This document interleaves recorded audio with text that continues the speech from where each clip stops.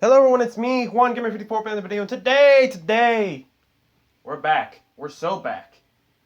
And today, I might as well catch up on some videos that I didn't really get the chance to do so. So, we're going to be reacting to Film Theory. Your favorite Disney character is, well, a killer. So obviously, I think it's no brainer. We're basically going to be talking about the whole horror aspect of Disney. You know, stuff like that Winnie the Pooh horror film. And heck, I'm pretty sure the Grinch got one too. There's even talks about a Disney horror cinematic universe, which is okay. But I guess we're just going to figure it out. So let's do this. No wasting time.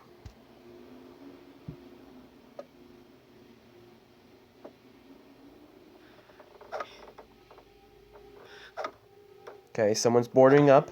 Okay, they can't find me here. No one can find me here. I'm safe. I'm safe. My buddy. You're so sure about that, pal? What? No. Who? Bambi? No, not you two, Mickey, not you. And this is just the beginning, huh? Just you wait until Bambi too? Show up. No. Even Hello, Bambi? Internet. Welcome to Film Theory, the show that is continuing to ruin childhoods both old and new. So, did you hear about this movie where Mickey Mouse goes on a killing spree? What?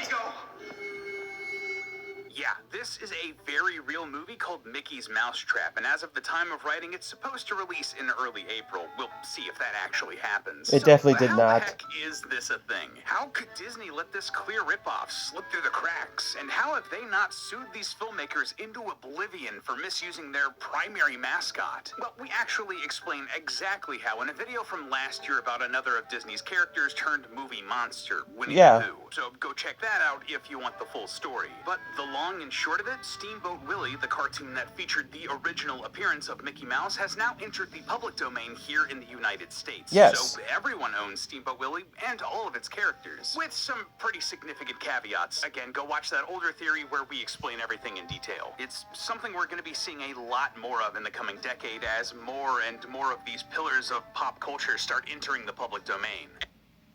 And I mean, really think about it. Like, I know, like, this video took place a little bit ago, so I'm a little late to the party reacting to this. But now I've been experiencing games as well. I'm experiencing games about this. I think Bendy and the Ink Machine also did something similar. No, I don't think it was Bendy and the Ink Machine, but although I did hear they have a game. It was another game. Like, it had Steamboat Willie, and, like, it's like a shooting game, first person. But, I'm rambling, I'm sorry. Just to be clear, overall, this is a major win for all of us. Art was never meant to forever be the property of corporate overlords. After a reasonable period, it's supposed to belong to everyone so that it can be remixed and reimagined and turned into something new and exciting. Exactly like how Disney themselves made their name back when Walt was turning fairy tales into kids' cartoons. But for now, this means that anyone, including you right there at home, can take Mickey Mouse and do whatever you want with him. Sure, that could mean using him in your new American classic novel or tasteful painting, but it could also mean using him in your very own low-budget horror movie like Mickey's Mousetrap, or a scary video game, or another scary video game, or Last Week Tonight with John Oliver. You're not special. Nothing about you is special. Ugh, spooky. Though I'm not sure anything could be just how horrifying Mickey Mouse was the first time he appeared in live action. Regardless, this is a weird phenomenon, these classic cartoon characters being transformed into these grotesque horror movie monsters and serial killer slashers. Like, I get it. It makes sense, don't get me wrong. The sheer novelty of characters like Mickey being twisted into the stuff of nightmares will get butts in seats. That's why you're seeing so many of these low-budget horror movies starring characters like Mickey, Winnie the Pooh, or Bambi pop up. But today, I do have a question about all of this. Is Mickey Mouse actually the best choice for this? If we wanted to actually make a good horror film, is he the character from the classic cast of the Mickey and Friends canon that should be taking center stage? When you break... I mean, maybe? Maybe.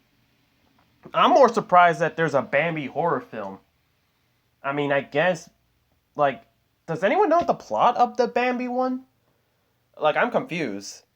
I'm going to guess it had something to do with, you know, Bambi being, you know, the fact that Bambi's mom got killed. I'm pretty sure Bambi, I think, took down the shooter, and now he grew up to be this destructive being. I'm not sure. I might have to find this Bambi film and see what I need to know, because I didn't think my boy Bambi was gonna become this. The stuff of nightmares.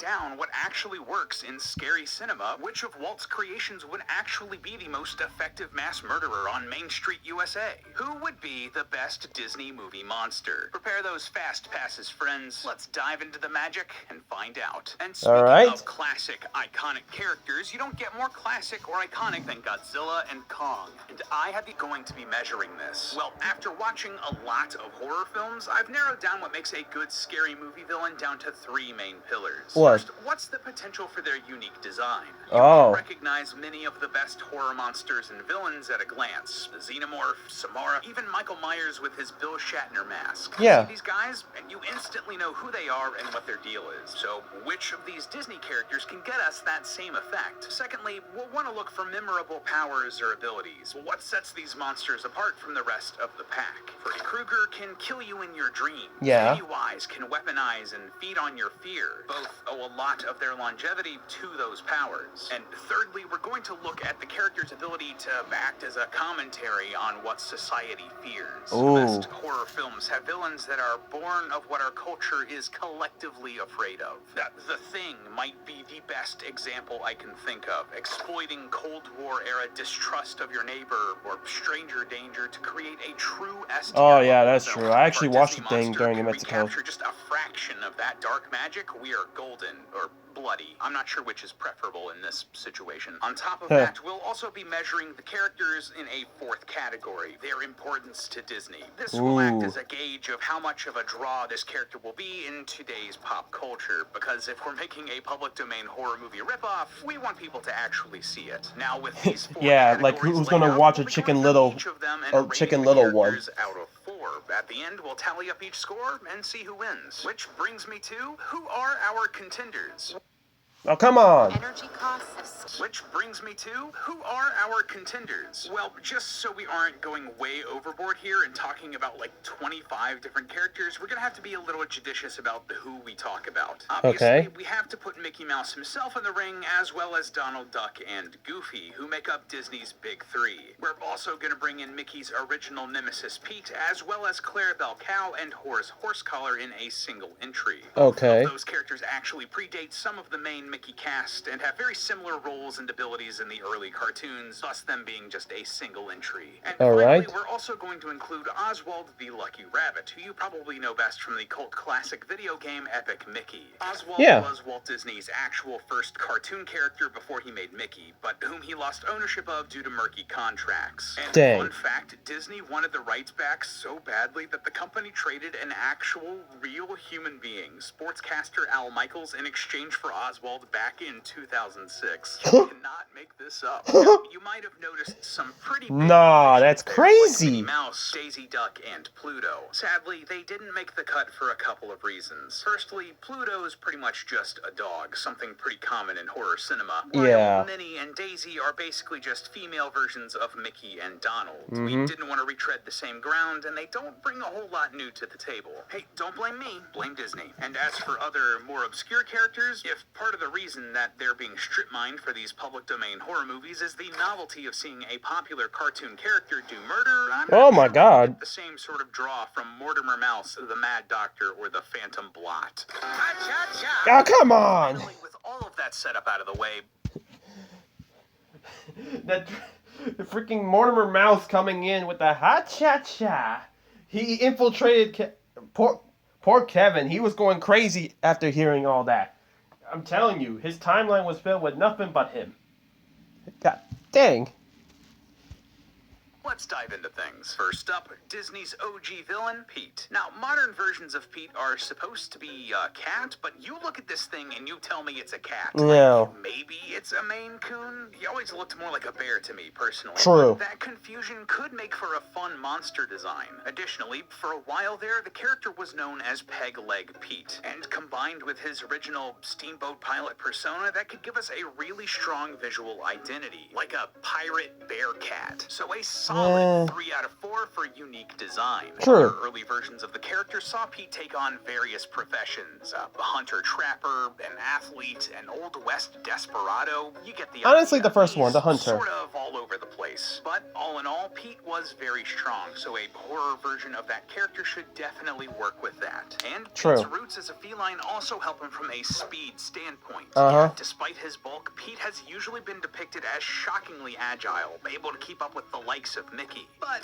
that being said, strong thing that moves fast isn't exactly breaking new ground. Pete would basically just be a furry Michael Myers, so 1 out of 4 when it comes to unique powers. Dang. His ability to act as commentary is also a bit shaky. Like, he's a bad guy who would become a slasher bad guy. I guess we could go with the whole misunderstood monster angle, but at max, that gives him a 2 out of 4 for the commentary. And finally, Pete's importance to Disney is also a bit lacking. I would argue that as Mickey's main rival, he's a bit more significant than, like, Pluto, but not by much. So 2 out of 4 there, leaving Pete with a total of 8 out of 16. Okay. Off the road, but we can do better. Like, True. maybe with Horse Collar and Clarabelle Cow. Let me ask you, do you know what's fascinating about these two? What? Absolutely nothing. Not a gosh darn thing. In fact, I'm betting that some of you only just now found out that these characters even exist because of this video. So right up front there, they're both getting a 1 out of 4 for importance to Disney. Dang. They're more likely to show up at a bar trivia night than a mainline Disney product at this point. True. But do you know what's mildly interesting about Horse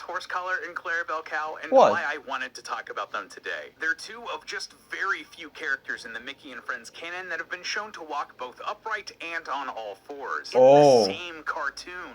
Yeah, Horace and Clarabelle straight up shapeshift. Ever since their early appearances in cartoons like 1928's The Plowboy, Horace and Clarabelle could full-on transform from a normal 4-legged cartoon animal to a humanoid. Oh, I can imagine that being horrified. Their front hooves even morph into gloved hands. What? That's really cool in concept and gives both of these characters a real leg up in both potential for unique design and memorable powers. Oh, seriously, imagine some crazy cow or horse-shaped monster that can twist and morph its Oh body, no, I'm a straight running. and skin tearing as it turns into a humanoid, a la The Thing. So right there for me, that's a solid 3 for unique design. Okay, yeah, take it, take the W. Powers. Basically, this one I ain't trying to put mess. these characters in contention today. I ain't trying to just mess put a with you. cap on things, there's also some great potential for commentary on how our reliance on these sorts of domesticated beasts of burden is turning the tables for us as humans. That could even fit super well with these two kind of turning into humanoid characters. So, for commentary, they're also getting a 3 out of 4. Honestly, a surprisingly especially strong with those who showing from brand Horace and them. Clarabelle with 11 out of 16. Even if their lack of importance to pop culture really hurt them in this scenario. True. So what about Oswald the Lucky Rabbit, Disney's original... Ooh, now we're getting with the big guns. I'm gonna be honest with you guys. I feel like Oswald could be. He could, to be honest. He could be. Because, really think about it. In a sense, Oswald could be like, you know, I have been forgotten, mocked. Thinking that he wasn't important enough and all that. I don't know. I just feel like he'll be rageful because he got replaced. But we're just going to have to wait and see of the verdict. Come on. Main character. Believe it or not, but there were almost 200 Oswald shorts back in the 20s and 30s, but sadly, he never really took off in the same way later characters like Mickey would. And eventually, Oswald got revamped into almost a totally different character in comic books in the 50s before vanishing entirely in the 60s. Why? Well, a guy named Oswald killed the president, and suddenly Oswald was not a very popular name. I don't have a joke here. Sometimes reality is just stranger than fiction. In any case, case, Oswald, the rabbit, not the assassin, was basically an economy model Mickey Mouse and a pretty basic cartoon character. And I fear that this would transfer to any horror movie version of him too. It would basically just turn into another spoopy man in a rubber rabbit mask a la Mickey Mousetrap or Winnie the Pooh Blood and Honey. So 1 out of 4 in potential for unique design. Additionally, this whole aspect of being forgotten to time is a bit of a double-edged sword here for Oswald in our horror scenario. On the one hand, there's a potential for a really good story about a forgotten character coming back and forcing himself to be remembered by going on a murder rampage. Yeah. Especially in this era where companies like Disney have monetized every bit of our collective nostalgia. But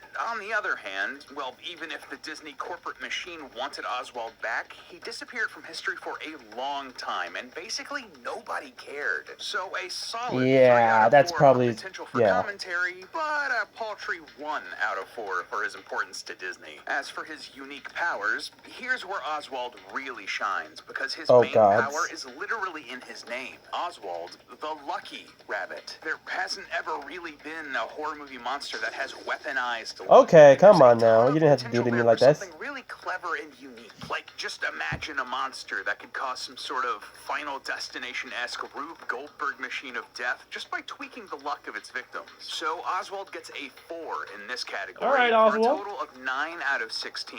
Respectable, but sadly not quite enough to squeak past fellow forgotten Disney characters Horace and Clarabelle. Truly tragic. They truly winning right now. Around the bush, let's get to the big leagues, starting with Mickey himself. Now, let's get the obvious out of the way. It's Mickey freaking Mouse. He's gonna have a 4 in importance to Disney category. And people would want to watch a horror movie starring him. There's a reason so many horror film versions of the character are being rushed out. Mickey is a character that holds a special place in pop culture, which I would say also gives him a serious edge in the character's so what happens when you tore that love apart? Because Mickey is so synonymous with Disney, there's a lot you can say about that company and what they represent. Taking well-known IP and manufacturing new content that sells nostalgia more than originality and turn it into a powerful story. And all of that without even touching Mickey's origins as a trickster, which could also become a great story element in and of itself. So again, 4 out of 4 when it comes to commentary. Additionally, I would argue that Mickey also gets a bump in the unique design area simply because the character itself is so recognizable. The sheer novelty of horror Mickey, the family-friendly character turned murderous psychopath, really helps Mickey stand out in unique design where characters like Oswald suffered, earning him a 3 out of 4. However, when it comes to memorable abilities, Mickey struggles a little bit. See, he'll just probably be like a normal classic cartoons, outsmarting opponents like Pete with his trickster instincts instead of overpowering them. That being said, mice are known to be very... I mean, to be honest, I really don't know what powers Mickey would be. He'll just be like Jason Voorhees or Michael Myers in Turbo Designs. Like Jason Voorhees decided to wear like a hockey mask, but with Mickey Mouse ears. That's what I'm basically thinking of. It's just really hard to kill, and that's it. Quick and stealthy, and Mickey himself knows his way around a rifle and has demonstrated handy skills as a swordsman, which could translate pretty well into a prototypical slasher villain.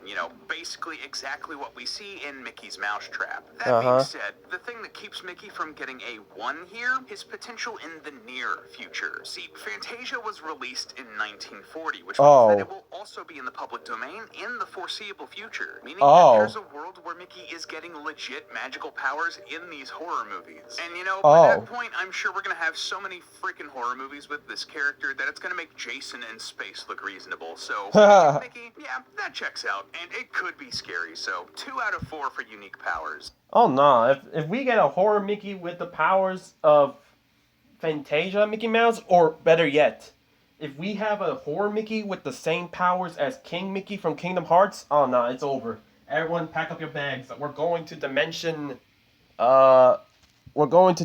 616.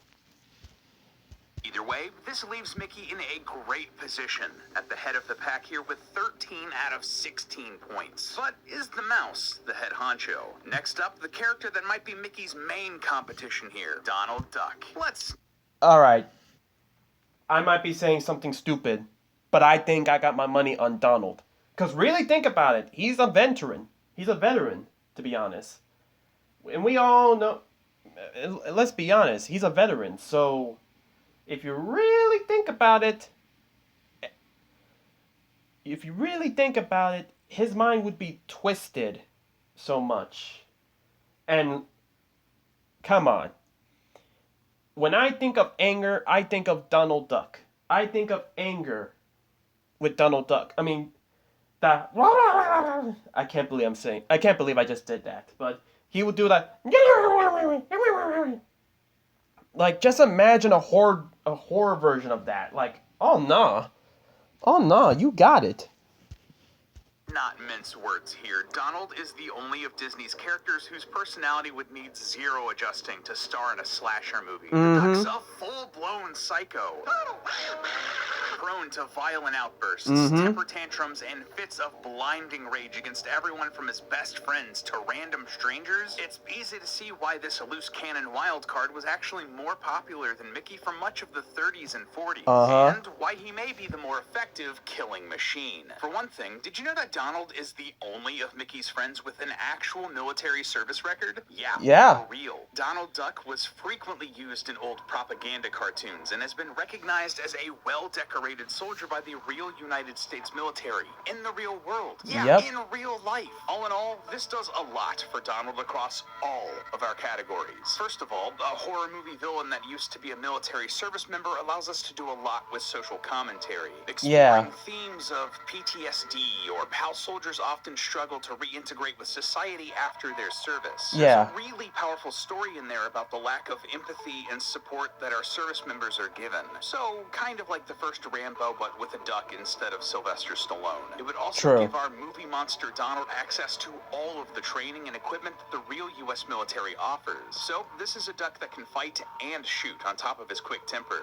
That's gonna be crazy. Wendy's orange dreamsicle frosty. Shoot on top of his quick temper. The soldier/sailor getup also gives Donald a leg up in terms of his unique design. Though mutant birds are no stranger to horror cinema, just look at Hatching, Thanksgiving, The Rage, and, well, the birds. Combining it with the military aesthetic adds the same flair that gave Pete a bit of an edge earlier. And that's without bringing in the actual physiology of ducks, which could really enhance our horror Donald into something wild. For instance, did you know that ducks can pull all-nighters that put us theorists to shame? Ducks can literally sleep with one eye open, only putting half of their brain to sleep while the other is awake, alert, and on the lookout for predators. That means that Donald here could literally watch you 24/7 while getting his own full 8 hours of rest. And no matter where you go, ducks can keep an eye on you. Because of the placement of their eyes on the sides of their head, they have 340 degrees of vision. So no matter how you approach a duck, it's likely they're going to spot you. That's why he's the GOAT! You can't even hide from a duck because they have tetrachromacy. Let him know, Donald. Let him know. Opposite of being colorblind. Instead of having trouble telling colors apart, ducks can clearly see the difference between colors and shades that humans can't. Meaning that you might think that you're perfectly camouflaged, but Donald can see you always. So again, great power set here. Oh no. All in all, this adds up to Donald getting super solid 3s across the board, with an additional 4th point in his importance to Disney since he's one of the company's heaviest hitters. That leaves Donald tied with Mickey at 13 out of 16 points. Perhaps not that surprising when you consider that these are probably Disney's top 2 most popular characters, but... Oh yeah. Essentially the Disney variation of Goku and Vegeta, to be honest. But please. But yeah, come on. I'm waiting for that Donald horror film. Let me see that Donald horror film, please. Alright, you see the potential. You see the swag. Let my boy Donald shine.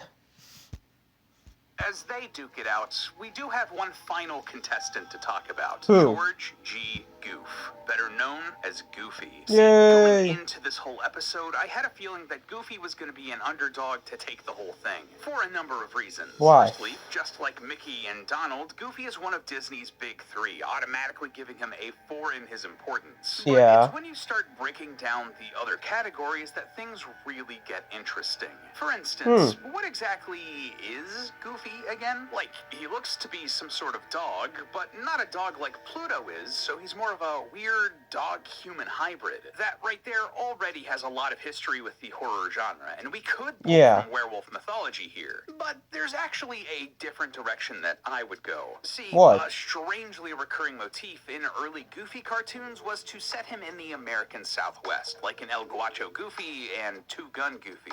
And I figure if someone's gonna make a shameless cash grab public domain horror film exploiting Mr. Goofier, they might as well go the extra mile and misappropriate some culture too. Many of the indigenous Native American peoples across the plains and the Southwest believe the coyote to be a trickster spirit, one who could shapeshift and occasionally look the form of a human being. Coyotes are obviously part of the canine genus, so one taking human form and becoming this sort of dog-man hybrid masquerading like a normal human like Goofy could make for a super compelling design. It could also let us get various different stages of man-dog hybrid throughout the movie, letting creature designers get creative and bringing in some of that body horror we like so much from Horace and Clarabelle. So Goofy is getting a 4 here in his potential for a unique design. Additionally, the coyote myth actually works surprisingly well with other Goofy cartoons from the 40s. During this period, Goofy starred in Disney's How To series, a string of mockumentaries where Goofy lived in a world full of other Goofies. He was basically just a normal everyman. In a horror context, this could really let us lean into a distrust of your neighbor. If,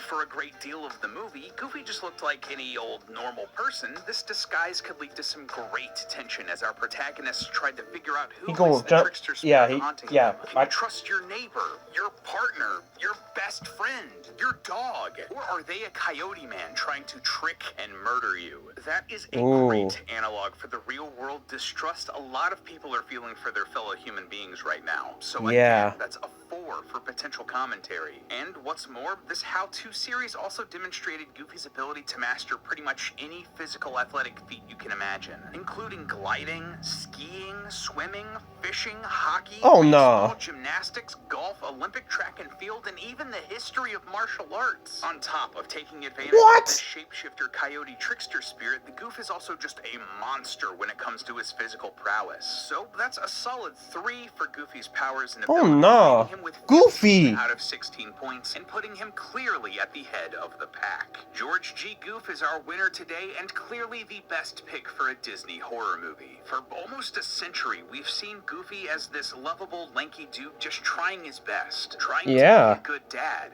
But when you step back and look at it, there doesn't seem to be any tool he can't use, any skill he can't somehow blunder through, any physical challenge he can't rise to, and any scenario he can't improvise his way out of. As Mickey and friends march into the public domain and will inevitably be picked apart by horror filmmakers, today we've proven that Goofy is the most uncanny. He has the powers, he has the potential for commentary, he has the unique design, and the importance to pop culture. The only thing he really needs to turn him into a horror movie monster is something to set him off. And let's be real, if you're in a horror movie and you've reached to that point, attracted the ire of George G. Goof himself, well, you've done goofed already. But hey, that's I'm scared.